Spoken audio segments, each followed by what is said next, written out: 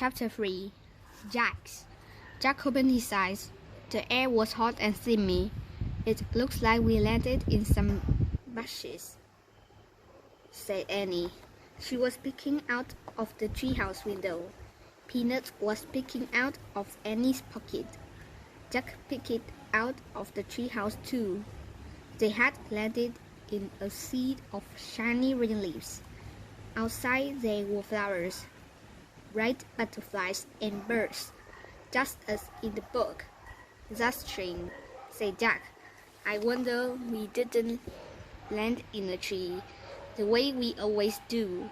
I don't know, said Annie, but let's hurry and find the thing for Morgan, so we can get back home before we meet any big bags.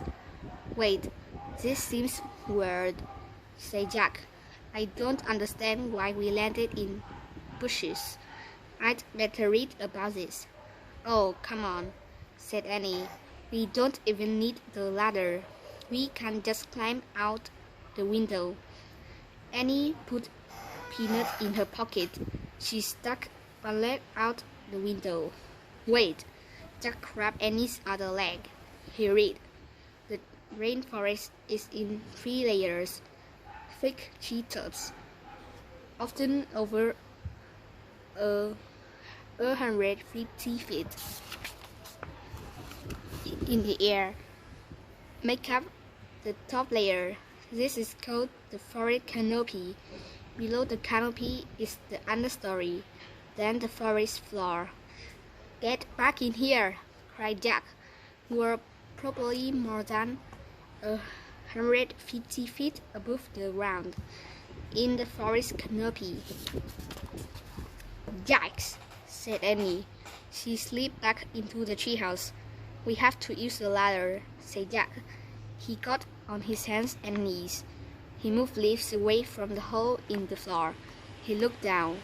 The ladder seemed to fall between the branches of a giant tree, but Jack couldn't see beyond that. I can tell what's down there, he said. Be careful. Jack put the rainforest book in his backpack. Then he stepped onto the rope ladder. He started down. Annie followed with Peanut in her pocket. Jack passed through the leaves. He came to the understory below the canopy. He looked down at the forest floor. It was very far away. Oh man, whispered Jack. This was completely different from the one above the treetops.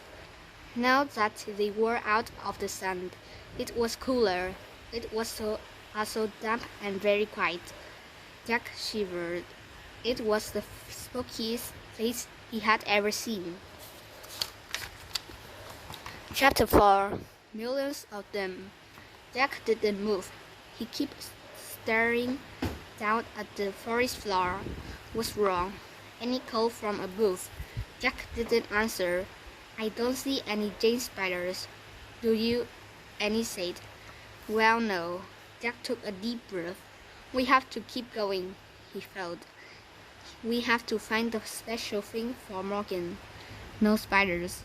Nothing scary, Jack called, and he started down the ladder again. Jack and Annie climbed down through the understory. Finally, they stepped onto the forest floor. Only a few rays of light slanted through the gloom. The trees were very, very tall and very wide. Vines and moss were hanging everywhere. The ground was covered with dead leaves. Before we do anything, I'd better check the book, said Jack. He pulled out the rainforest book. He found a picture of the duck world under the treetops. He read, in the rainforest, male living creatures blend in with their surroundings. This is called camouflage. Oh man, said Jack. He closed the book and looked around. There are tons of creatures down here. We just can't see them. Really? Whispered Annie. She and Jack peered around at the quiet forest. Jack felt unseen eyes watching them. Let's hurry and find the special thing, whispered Annie. How we know when we find it? Jack said. I think we just know, said Annie. She headed off through the room. Jack followed. They crept between the huge trees and past hanging vines. Annie stopped. Wait, what's that? What's that? Listen, that great sound. Jack listened. He heard a crackling sound. It sounded like a person walking over leaves. Jack looked around. He didn't see anyone, but the sound got louder. Was it an animal? A giant bug? One that had never been named? Just the silent forest came alive. Birds took off into the air. Frogs hopped over the leaves. Lizards ran up to the tree trunks. The word noise grew louder and louder. Maybe the book explains it, said Jack. He opened the book. He found a picture of different animals running together. He read. When the animals hear a crackling sound, they flee in panic. The sound means that 30 million flesh-eating army ants are marching through the dead leaves. It's army ants, cried Jack. Millions of them. Where? Cried Annie. Jack and Annie looked around wildly. There. Annie pointed. Army ants, millions and millions of them, were marching over the leaves. Run to the tree house, cried Annie. Where is it? said Jack, rolling around. All the trees look the same. Wait, where's the rope ladder? Just run, cried Annie. Jack and Annie took off. They ran over the dead leaves. They ran between white tree trunks. They ran past the hanging vines and mosses. They climbed over thick roots. Jack saw a clearing ahead. It was filled with sunlight. That way, he cried. Jack and Annie hurried toward the light. They pushed their way through the bushes. They burst onto the bank of a river.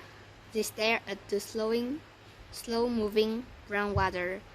Do you think the ants will come this way? Annie said, panting. I don't know, said Jack. But if we wade a few feet onto the river, we're safe. The ants won't go on into the right water. Come on. Look, said Annie. She pointed to a big log rocking at the edge of the river. The inside of the log was dug out. It looks like a canoe, said Jack. He listened to the crackling sound in the distance. Let's get into it, quick. Jack shoved the book into his backpack. Then he and Annie carefully climbed into the dug-out log. Annie leaned out of it. She pushed away from the bank with her hands. Wait, said Jack. We don't have paddles. Oops, said Annie. The canoe starting moved slowly down the muddy river.